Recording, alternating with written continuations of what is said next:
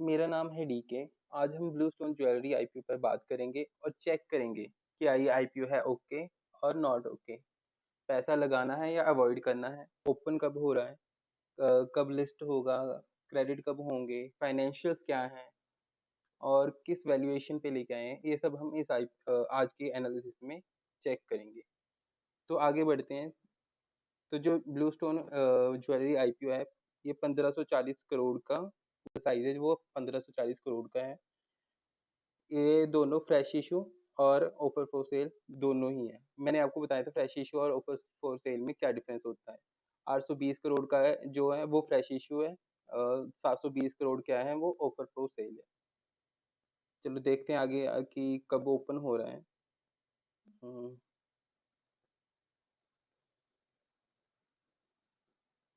IPO 11 से 13 तारीख तक ओपन होगा, ओपन रहेगा। फेस वैल्यू एक पे लेके आए हैं, मतलब पहले से प्री स्प्लिट है। प्राइस बैंड है 492 टू 517। लॉट साइज है 29 शेयर का एक लॉट है।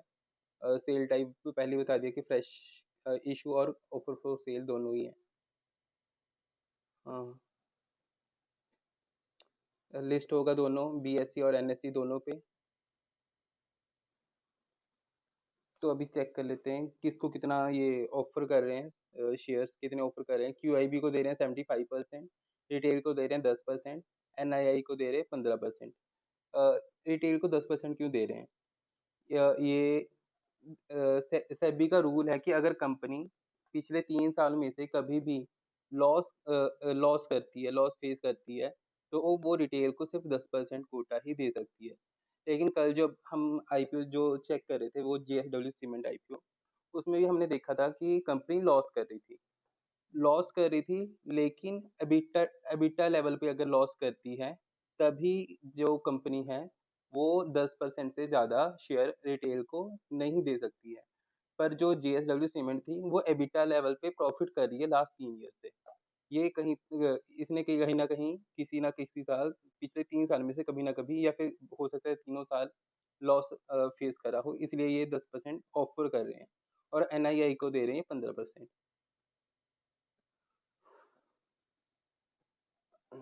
ऑलराइट। ओपन होगा 11 को, 13 को ये क्लोज हो रहा है, 14 को जो अलॉटमेंट होगी, 18 को जो है वो रिफंड होंगे क्योंकि 15 को छुट्टी है, 16 से सैटरडे संडे आ जाता है। और मंडे को ये क्या होगा, रिफंड होंगे और क्रेडिट होंगे अकाउंट में शेयर्स। और जो लिस्ट होगा वो 19 अगस्त को लिस्ट होगा।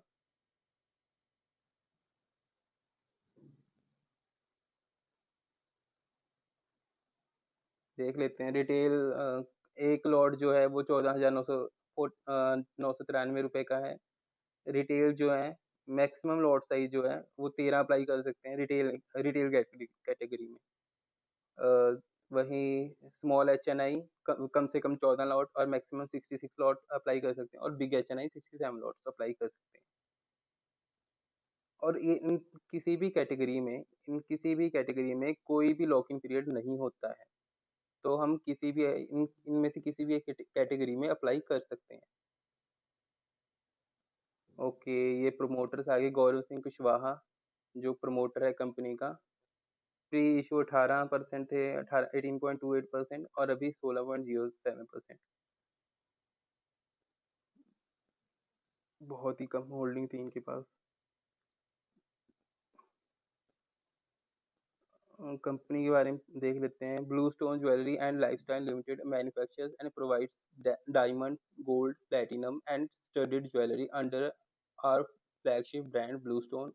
The company has a pan-India presence with 275 stores across 117 cities in 26 states, union territory in India as of March 31st, 2025, servicing over 12,600 pin codes across India.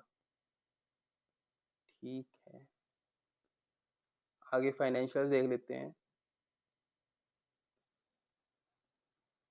Bluestone Jewelry and Lifestyle Limited revenue increased by 40% and profit after tax dropped by 56% between the financial year ending with 31st March 2025 and 31st March 2024। Okay, financial देख लेते हैं।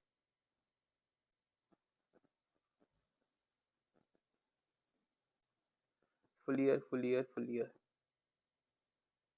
Asset थे 1255 करोड़ के, double हो गए, almost double ही हो गया, 2453 करोड़ के हो गए, और 1000 करोड़ के एसेट उन्होंने और जोड़े हैं, तो फिर 3532 करोड़ का एसेट टोटल हो चुके हैं अभी तक 31 मार्च तक।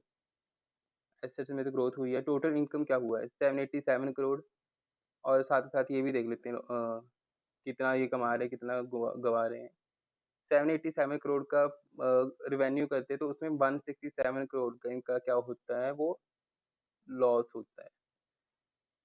रिवेन्यू बढ़ा, लॉस थोड़ा सा कम हुआ, 1303 करोड़ का इनका रिवेन्यू हुआ, जिसमें इन्होंने 142 करोड़ का लॉस करा। रिवेन्यू फिर से बढ़ा, लेकिन लॉस और ज़्यादा बढ़ गया। ओके, एबिटा लेवल पे देखो, जो 31 मार्च 2023 में है, वहाँ पे इन्होंने लॉस करा था, 56 करोड़ का लॉस करा था एबिटा लेवल पे। एबिटा क्या होता है, earning before income tax depreciation and amortisation. इन सब के बाद ही जो प्रॉफिट होता है वो कैलकुलेट होता है। तो जो 31 मार्च 2023 में है, तब इन्होंने 56 करोड़ का लॉस करा था एबिटा लेवल पे। उसके बाद 31 मार्च 2024 में इन्होंने 53 करोड़ का मतलब प्रॉफिट में रहे एबिटा लेवल पे, और 31 मार्च 2025 इस साल, पिछले साल इन्होंने 73 करोड़ का एबिटा लेवल पे प्रॉफिट मेकिंग रहे। Reserve and surplus negative 346,877। Total borings बढ़ी हैं 728 करोड़, बहुत ज़्यादा बोरिंग्स। ऑलराइट।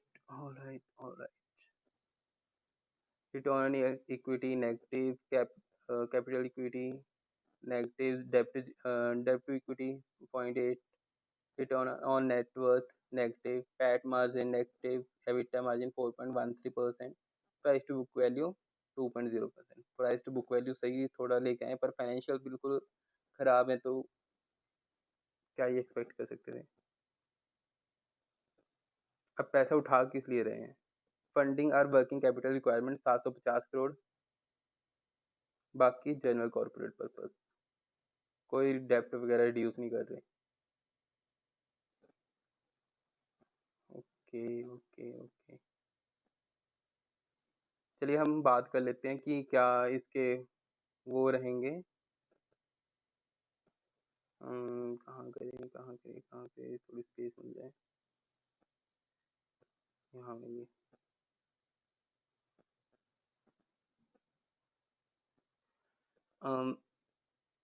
सेक्टर अच्छा है, पर जो कंपनी के फाइनेंशियल हैं अभी काफ़ी ज़्यादा मतलब